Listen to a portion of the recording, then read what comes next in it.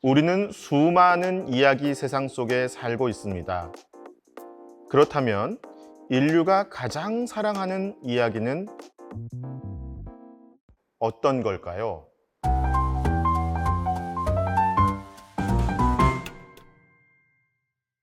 안녕하세요. 오늘의 지식온 도슨트, 문화 콘텐츠로 대중과 소통하고 싶은 한국외대 융합인재대학 교수 임대근입니다.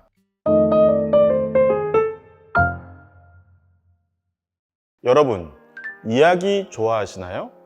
인간은 이야기와 더불어 살아가는 존재라고 말할 수 있을 만큼 수많은 이야기를 창조하고 즐겨왔는데요. 만약에 어느 날 갑자기 세상에서 이야기가 사라진다면 너무나 우리가 사는 세상이 끔찍해질지도 모르겠는데요. 신화, 전설, 소설, 영화, 드라마 등등 우리 곁에 다양한 이야기만 봐도 그렇죠.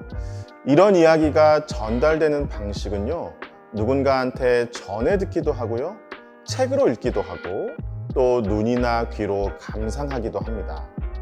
인간이 창조해낸 어마어마한 이야기들 중에 소리 소문도 없이 잊혀져 버린 이야기도 상당히 많을 겁니다. 그렇지만 반대로 오랜 시간이 지나도록 많은 사람에게 사랑받는 이야기도 있습니다. 그렇다면 인류가 사랑하는 이야기에는 어떤 공통점이 있을까요? 오늘 지식 온 도슨트를 통해 살펴보겠습니다.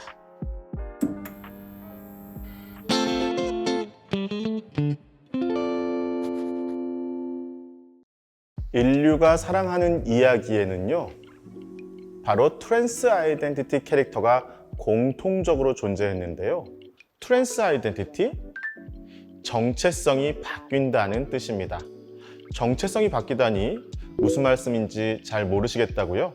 트랜스 아이덴티티란요, 접두어 트랜스의 의미처럼 정체성을 넘나들 수 있는 캐릭터를 말합니다. 영화나 웹툰처럼 다양한 콘텐츠 안에서 변신을 거듭하는 다중 정체성을 가지고 있는 캐릭터를 우리는 트랜스 아이덴티티를 가진 인물이라고 말할 수 있을 겁니다. 좀 더 자세히 예를 들어 볼게요.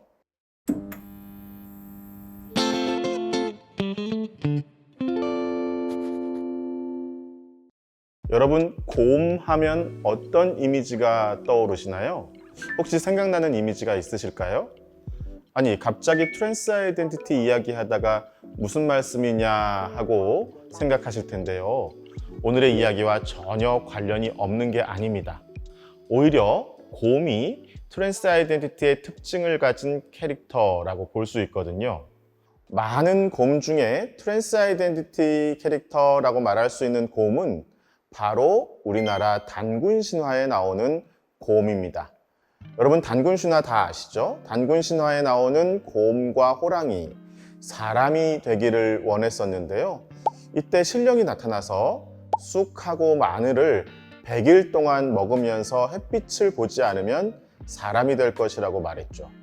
그래서 곰은 37일, 그러니까 21일 동안 정말 쑥과 마늘만 먹었습니다. 그리고 결국 곰은 자신이 원하는 대로 사람이 됐고요. 호랑이는 약속을 지키지 못해서 실패하고 말았죠. 동물이었던 곰이 사람으로 바뀐 이야기, 이게 바로 정체성 전환, 트랜스 아이덴티티 이야기가 되겠습니다. 또 우리나라 이야기들 중에 많은 재미있는 이야기들이 있는데요. 여러분, 춘향전 기억하시죠? 춘향전도 트랜스 아이덴티티 캐릭터로 풀어낼 수 있는 아주 대표적인 이야기입니다. 춘향이는 자신을 떠나간 이몽룡을 기다리면서 수절을 하고 있었는데요. 어느 날 갑자기 변사또라는 사람이 나타나서 춘향이를 자기에게 수청을 들라고 말을 하죠. 춘향이는 이 변사또의 요구를 거절하고 이몽룡의 아내로서, 이몽룡의 약혼자로서 자신의 수절을 계속해서 지켜나갑니다. 이것은 거꾸로 말하면 정체성 전환을 요구받지만 끝까지 자신의 의지로 원래 자기 정체성을 지켜온 캐릭터라고 말할 수 있는 겁니다.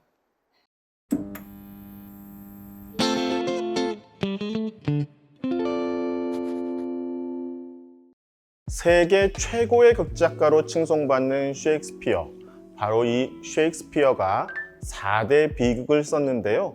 그 중에 가장 처음 썼다고 하죠. 햄릿에도 트랜스 아이덴티티 캐릭터가 있습니다. 햄릿은 고전 중에 고전, 그리고 명작 중에 명작이라고 손꼽히는데요. 간략하게 소개하자면 이미 많이들 아시겠습니다만 햄릿은 12세기 덴마크의 왕자였습니다. 그런데 아버지 햄릿, 그러니까 왕이었던 아버지가 자기의 동생인 햄릿의 삼촌인 클라우디스에게 살해당합니다. 클라우디스는 햄릿의 어머니이자 자신의 형수인 거트루트와 결혼을 하게 되죠. 왕위를 빼앗고 나서요. 이 사실을 알게 된 햄릿은 아버지를 죽인 범인인 삼촌을 어떻게 할 것인가 고민에 빠지게 됩니다. 만약 자신이 원래 아버지의 아들임을 인정한다면 삼촌은 아버지를 죽인 원수가 되는 것이고요. 그런데 삼촌이 자기 어머니하고 결혼을 했기 때문에 햄릿의 새 아버지가 되기도 한 거죠. 햄릿은 이렇게 자신이 처한 상황에서 삼촌을 아버지로 인정할 것인가 말 것인가를 놓고 수십 번도 넘게 고민하게 됩니다. 바로 이것이 햄릿에게 주어진 정체성 갈등입니다. 햄릿에 나오는 유명한 대사가 있죠. To be or not to be.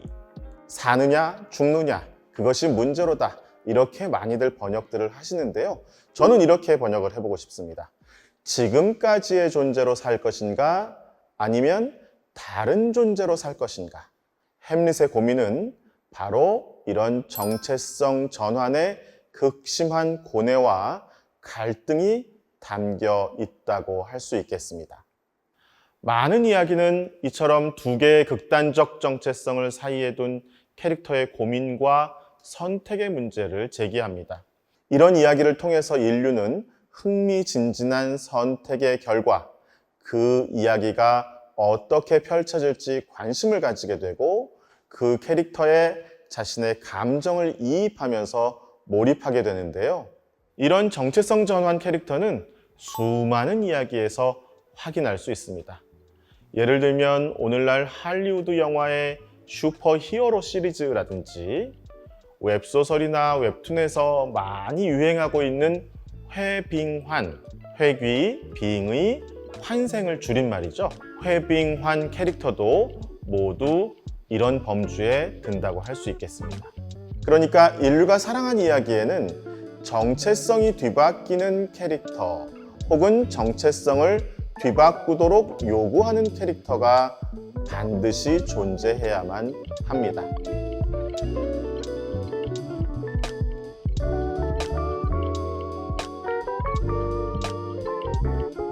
그 밖에도 여러분께서 영화라든지 OTT 플랫폼이라든지 웹툰이라든지 웹소설이라든지 정말 다양한 이야기들을 접하실 텐데요. 앞으로 이런 이야기들을 그냥 소비하시기보다는 인물 캐릭터의 정체성이 어떻게 변화하는지 혹은 어떻게 변화하도록 억압받는지 어떻게 자신의 정체성을 바꾸려고 하는지 이런 내용들을 중심으로 잘 살펴보시면 더욱더 이야기를 흥미롭게 즐기실 수 있을 겁니다. 마지막으로 나에게 이야기란 무엇이다? 여러분은 어떻게 대답하시겠습니까? 저는요 이렇게 말씀드리고 싶어요. 저에게 이야기란 정체성을 바꾸면서 성장하는 기록이다. 네, 우리가 지금까지 소설, 연극, 영화, 웹툰 이런 이야기들을 제가 말씀을 드렸지만 사실은 모든 인간은 태어나면서부터 죽을 때까지 끊임없이 자기 정체성을 바꾸고 싶어 하거나 혹은 자기 정체성을 바꾸도록 요구받으면서 살아갑니다.